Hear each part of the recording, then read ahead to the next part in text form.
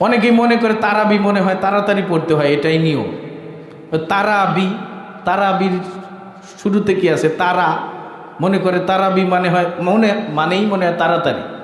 খতমে তারাবি আমরা পড়ি, প্রথম 2-1 দিন খুব বেশি মানুষ হয়, পুরো মসজিদ ভরে যায় আলহামদুলিল্লাহ। কিন্তু কয়েকদিন পর আস্তে আস্তে কমতে থাকে, দাঁড়িয়ে থাকতে পারে না, সময় লাগে বেশি, ধৈর্য হারা হয়ে মানুষ কমতে থাকে। এই কাজ করবেন না। শুরুর দিকে যেমন থাকে সারা মাস শেষ পর্যন্ত যেন তেমনই থাকে, এই চেষ্টা করবেন। আবার অনেকেই শুধু একটু সময় বেশি লাগলে কি যে করে, হুজুর কত দেরি লাগে, তাড়াতাড়ি করে না কেন? এটা করা যাবে না। নামাজ ওকে, এটা তারাবির নামাজ, নামাজ তো নাকি?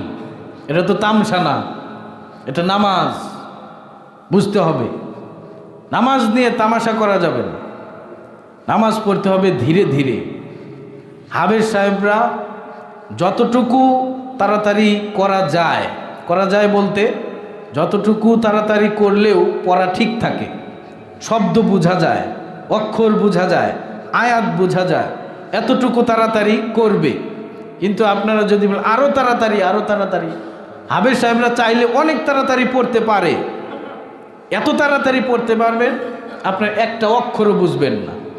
এত তাড়াতাড়ি চাইলে পড়তে পারে হাফেজ সাহেবরা, কিন্তু পড়লে লাভ হবে কি?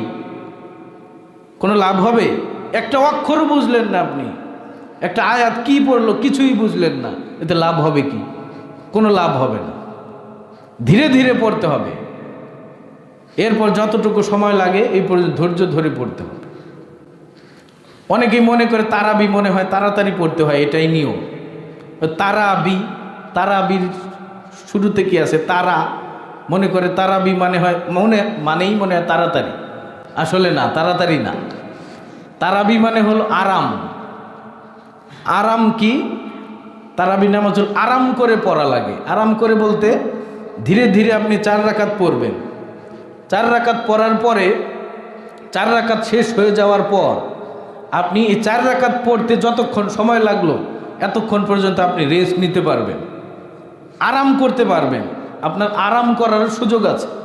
4 রাকাত পরে আপনি আরাম করতে পারেন, বিশ্রাম করতে পারেন, প্রয়োজনে বাহির দিয়ে হাঁটাহাঁটি করে আসতে পারেন, চা খেয়ে আসতে পারেন, সব করতে পারবেন। এর জন্য এই নামাজের নাম তারাবি, মানে আরাম করে যেই নামাজ পড়া হয়। তারাবি মানে তাড়াতাড়ি না। আপনি দীর্ঘ রজনী, আপনি সারা রাত লাগিয়ে যদি পড়েন, একদম ফজর